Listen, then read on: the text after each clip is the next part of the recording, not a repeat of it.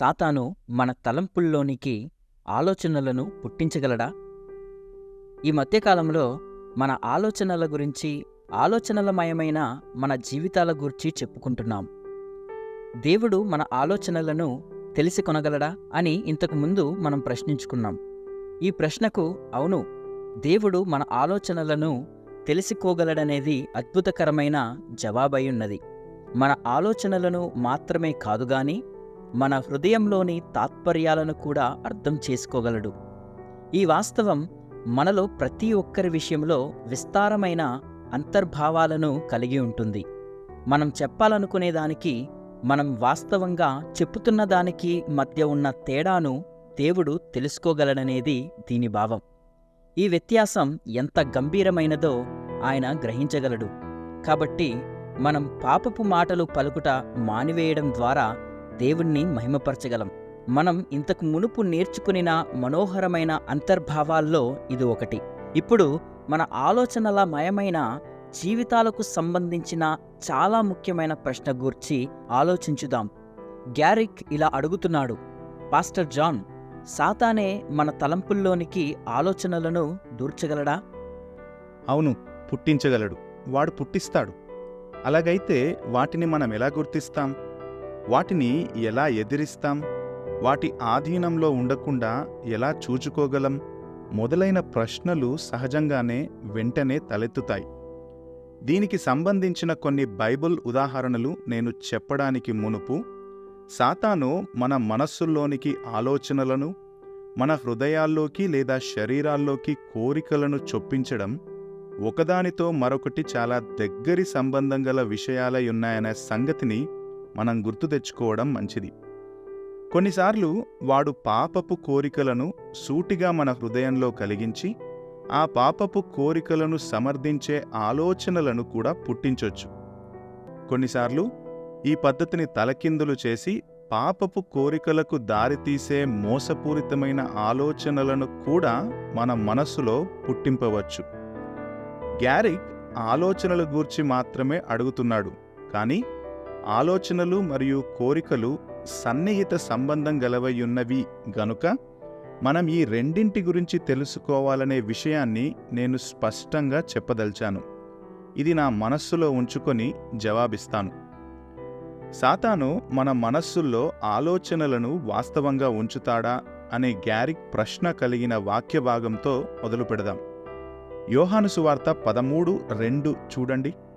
వారు భోజనము చేయుచుండగా, అది చివరి రాత్రి భోజనం, ఆయనను అప్పగింపవలనని సీమోను కుమారుడగు ఇస్కరియోతు యూదా హృదయంలో అపవాది ఇంతకు ముందు ఆలోచన పుట్టించియుండెను అనుంది. యూదాలో ఆలోచన, ఉద్దేశం, కోరిక ఉన్నాయి. దాన్ని సాతాను పుట్టించాడని యోహాను చెబుతున్నాడు. ఇక్కడ మరొక విషయం స్పష్టంగా తెలుస్తుంది. ఉద్దేశం మరియు కోరిక అనేవి యూదా విషయంలో మరియు మన విషయంలో కూడా సొంత పాపపు స్వభావంలో నుంచి పుట్టుకు రాలేదనేది దీని అర్థం కాదు. యోహాను 12:6లో వాడు తన దగ్గర ఉండిన శిష్యులందరికీ సంబంధించిన డబ్బు సంచిలో నుండి డబ్బులు దొంగిలించుచుండిన దొంగ అని వర్ణింపబడ్డాడు. అతనికి బీదల మీద శ్రద్ధ లేదని వాక్యం చెబుతుంది. అనగా వాడొక అబద్ధికుడని, దురాశ గలవాడని అర్థమవుతుంది.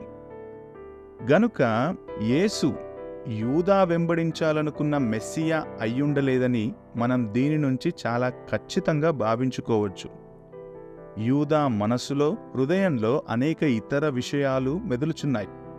కాబట్టి ఇప్పుడు సాతాను చేయవలసిందల్లా యూదా యొక్క సొంత పాపపు స్వభావమునే తీవ్రతరం చేసి దానికి నిర్దేశమియ్యడమే. మన విషయంలో కూడా ఇది నిజం. సాతాను ఉంచే ఆలోచనలకు, మనకై మనం తలంచే ఆలోచనలకు, లేదా సాతాను ఉంచే కోరికలకు, మనకై మనం ఆశపడే కోరికలకు మధ్య స్పష్టమైన, సూక్ష్మమైన తేడా ఏమీ లేదు. అది ఎలా అనేది మనకు సరిగ్గా తెలియదు. ఈ ఎలా అనే ప్రశ్నలే మనలను తికమక చేస్తుంటాయి, కాదంటారా?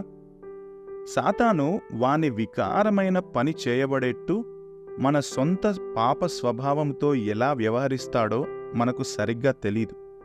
కానీ మన సొంత పాప స్వభావం వాడికి ఒక ఆహ్వానం వంటిదై, ద్వారం దగ్గర స్వాగతం పలికే చాప వంటిదై, సాతాను కొరకు తెరవబడి ఉన్న ద్వారమై ఉన్నదని చెప్పడం సమంజసమే. ఇదే విషయాన్ని ఎఫెసీ 4:26-27లో పౌలు ఇలా చెప్తాడు: కోపపడుడి గాని పాపము చేయకుడి, సూర్యుడస్తమించు వరకు మీ కోపము నిలిచి ఉండకూడదు, తద్వారా అపవాదికి చోటీయకుడి. అనగా పాపపు స్వభావంతో హృదయంలో పగబెట్టుకోవడం, సాతానుకు స్వాగతం పలకడానికి ద్వారం దగ్గర చాప ఉంచినట్టేనని మరొక మాటలో చెప్పుకోవచ్చు. ఇది మరొక విధంగా కూడా పనిచేస్తుంది. మోసపూరిత ఆలోచనలతో లేదా కోరికలతో మనం పాపం చేయాలని సాతాను సంతోషకరమైన సైగలు చేస్తూ మనల్ని పిలిచినప్పుడు, మన సొంత పాప స్వభావం పనిచేయడం మొదలుపెట్టి సాతాను పిలుపులను మరింత ఆకర్షణీయం చేస్తుంది. సాతాను మన హృదయంలో తలంపులను ఉంచుతాడా అని గ్యారీ అడిగిన ప్రశ్నకు జవాబుగా బైబిల్లోని మరొక ఉదాహరణ చూద్దాం. అపొస్తల కార్యం 5:3 చూడండి. భార్యాభర్తలైన అననీయ సప్పీరాలు ఏకమై పొలం అమ్మగా వచ్చిన సొమ్ములో నుండి అపొస్తలుల పాదముల దగ్గర పెట్టాల్సిన దానిలో నుండి కొంత దాచుకొని అపొస్తలుల యొద్ద అబద్ధమాడడానికి నిర్ణయించుకున్న సందర్భమిది. పేతురు, అనన్య, నీ భూమి వెలలో కొంత దాచుకొని పరిశుద్ధాత్మను మోసపుచ్చుటకు సాతాను ఎందుకు నీ హృదయాన్ని ప్రేరేపించెను అని అడిగాడు. మనం మన పొలమును అమ్మిన మొత్తం వెల గురించి అబద్ధం చెప్పి మన కోసం కొంత అదనపు సొమ్ము దాచుకుందామని అననీయ మరియు అతని భార్య సప్పీరా అనుకున్నారు. ఈ ఆలోచన ఒక ప్రణాళిక అయ్యింది. ఆ ప్రణాళిక కార్యరూపం దాల్చింది. ఇప్పుడు ఈ ప్రక్రియ అంతటినీ పేతురు సాతాను మీ హృదయాలను ప్రేరేపించెను అని వర్ణించాడు. సాతాను ఈ భార్యాభర్తలు వారి ప్రణాళికను నిజాయితీ లేదా ఆరాధన కంటే మరీ ఎక్కువగా కోరుకునేదిగా చేశాడు. సాతాను వాడి ప్రణాళికతో భార్యాభర్తల మనస్సులను నింపి వారి ఇతర ఆలోచనలు మరియు కోరికలనన్నింటినీ గెలుచుకున్నాడు. ఇది వారికి ఖరీదైన పాపమే అయ్యింది. రాజైన దావీదు దేవుని చిత్తానికి విరోధంగా ఇశ్రాయేలీయుల జనసంఖ్యను లెక్కించినట్టు సాతాను ప్రేరేపించిన విధానం ఇందుకు మరొక ఉదాహరణగా ఉంది. 1వ దినవృత్తాంతములు 21:1లో, తరువాత సాతాను ఇశ్రాయేలునకు విరోధముగా లేచి ఇశ్రాయేలీయులను లెక్కించుటకు ప్రజాసంఖ్య రాయుటకు దావీదును ప్రేరేపింపగా అనుంది. సాతాను దావీదు మనస్సులో ఒక ఆలోచనను ఉంచి అది యుద్ధపరమైన వివేకంతో కూడిన పనిగా అగుపడునట్లు చేశాడు. కాని వాస్తవానికి అది దేవుని యందలి అపనమ్మకం. కాబట్టి చివరకు దావీదు ఈ బుద్ధిలేని పనికి పశ్చాత్తాపపడాల్సొచ్చింది. మనం బైబిల్ యొక్క ప్రారంభ పేజీల్లోకి వెళితే, ఏదెను తోటలో హవ్వ మోసం చేయబడిన విధానం సాతాను ఈ రోజుల్లో పనిచేస్తున్న విధానం వంటిది కాదని మనం అనుకోవచ్చు. ఎందుకంటే ఆ మోసం అపవాదికి మరియు హవ్వకు మధ్య వాస్తవంగా జరిగిన సంభాషణ ద్వారా జరిగింది. కానీ ఏదెను తోటలో జరిగినట్టే మన విషయంలో కూడా దాడి జరగవచ్చు. గనుక మనం జాగ్రత్తగా మెలకువతో ఉండాలని పౌలు చెప్పాడు. 2వ కొరింథీ 11:3లో, సర్పము తన కుయుక్తి చేత హవ్వను మోసపరుచినట్టు మీ మనస్సులను చెరుపబడి క్రీస్తు ఎడలనున్న సరళత నుండియు పవిత్రత నుండియు ఎట్లైనను తొలగిపోవునేమో అని భయపడుచున్నాను అంటాడు.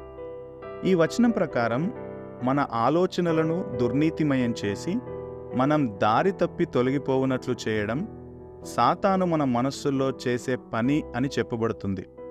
సాతాను దీనంతటిని ఎలా చేస్తాడో మనకు తెలియదు, కానీ ఇది చేయబడుతుంది. వాడు చేస్తున్నాడు. వాడు మన ఆలోచనలను సర్వనాశనం చేయగలడు. వాటిని వక్రీకరించి మనల్ని తప్పుదోవ పట్టించి క్రీస్తుకు విరోధమైన వాటిగా, పాపానికి అనుకూలమైన వాటిగాను మార్చగలడు. దీనంతటి గూర్చి మనసులో ఉంచుకోవలసిన ప్రధానమైన అంశమేంటంటే, సాతాను మోసగాడు, అబద్ధికుడు, హంతకుడు. వాడు మోసగిస్తూ అబద్ధాలాడుతూ కొన్నిసార్లు సగం సత్యమే చెబుతాడు. కానీ ఎల్లప్పుడూ మోసంతోనే, హత్యతో కూడిన ఉద్దేశంతోనే వాని నాశన కార్యాన్ని చేస్తాడు. ప్రకటన 12:9 చూడండి. కాగా సర్వలోకమును మోసపుచ్చుచు అపవాది అనియు సాతాను అనియు పేరుగల ఆది సర్పమైన ఆ మహాఘట సర్పము పడద్రోయబడెను అనుంది. యోహాను 8:44లో ఆది నుండి వాడు అంటే అపవాది నరహంతకుడయ్యుండి సత్యమందు నిలిచినవాడు కాడు, వానియందు సత్యమే లేదు. వాడు అబద్ధమాడునప్పుడు తన స్వభావముననుసరించి ఏం మాటలాడును. వాడు అబద్ధికుడును అబద్ధమునకు జనకుడునై ఉన్నాడు అని మనం చదువుతాం. వాని ఆలోచనలన్నీ తప్పుదోవ పట్టించేవే అని మరొక మాటలో చెప్పొచ్చు. అవన్నీ పెడదోవ పట్టించే తలంపులు. అవి సగం సత్యమైనవైనా లేదా పూర్తిగా అబద్ధాలైనా అన్నీ తప్పుదారి పట్టించేవే. వాని అద్భుత కార్యాలన్నీ అబద్ధమే, అనగా అబద్ధానికి ప్రయోజనం చేకూర్చునవి. 2 తెస్సలోనికలకు రాసిన పత్రిక 2:9లో మనం చూస్తాం. అంటే వానికి విరోధమైన స్థిరమైన ఆయుధం సత్యమై సత్యమునందలి విశ్వాసమై ఉన్నదని దానర్థం. పౌలు ఈ విషయాన్ని 2 తిమోతి 2:24-26 వచనాల్లో ఈ విధంగా చెబుతున్నాడు. మనం మనల్ని వ్యతిరేకించే వారిని సత్య విషయమైన అనుభవ జ్ఞానము వారికి కలుగుటకై దేవుడొకవేళ ఎదురాడు వారికి మారు మనస్సు దయచేయును అనే ఉద్దేశంతో సాత్వికంతో సరిదిద్దాలి. తత్ఫలితంగా సాతాను తన ఇష్టము చొప్పున చెరపట్టిన వీరు వాని ఉరిలో నుండి తప్పించుకొని మేలుకుంటారు. వాడు చేసే విధానం ఏంటంటే సత్య విషయమైన అనుభవ జ్ఞానం కలుగనీయకుండుట. యేసు యోహాను 8:32లో మీరు సత్యాన్ని గ్రహించెదరు, అప్పుడు సత్యం మిమ్ములను స్వతంత్రులుగా చేయునని సెలవిస్తాడు. 2 తిమోతిలోని వాక్యభాగాన్ని చదవడం కొనసాగిద్దాం. నేను 24-26 వచనం మధ్యలో ఆపేసినట్టున్నాను కదా. సరే, సాతాను తన ఇష్టము చొప్పున చెరపట్టిన వీరు వాని ఉరిలో నుండి తప్పించుకొని మేలుకొనెదరు. 24-26 వచనాల్లో ఉంటుంది. వాడు అంటే సాతాను వారిని ఎలా చెరపట్టాడు? వారు అబద్ధాల్లో అసత్యాల్లో చిక్కుకొనేటట్లు చేశాడు. వారి హృదయాల్లో అబద్ధాలనుంచుతూ సత్యము కంటే తప్పే శ్రేష్టమైనదని, నీతి కంటే పాపమే ఉత్తమమని వారిని మోసం చేస్తూ అబద్ధాన్ని నమ్మునట్లు వారిని పట్టుదలతో ఒప్పించాడు. గనుక సత్యమే పలుకుచూ నీతితో కూడిన ప్రేమను చూపడం దీనికి విరుగుడు లేదా పరిష్కారమని పౌలు సెలవిస్తున్నాడు. సరిగ్గా ఇదే విషయం మనకు ఎఫెసీ పత్రిక 6:11-18లో దొరుకుతుంది. మీరు అపవాది తంత్రములను ఎదిరించుటకు శక్తిమంతులగునట్లు దేవుడిచ్చు సర్వాంగ కవచమును ధరించుకునడి. ఆ తర్వాత సర్వాంగ కవచంలోని 6 వేరువేరు ఆయుధాలు పౌలు పేర్కొంటాడు.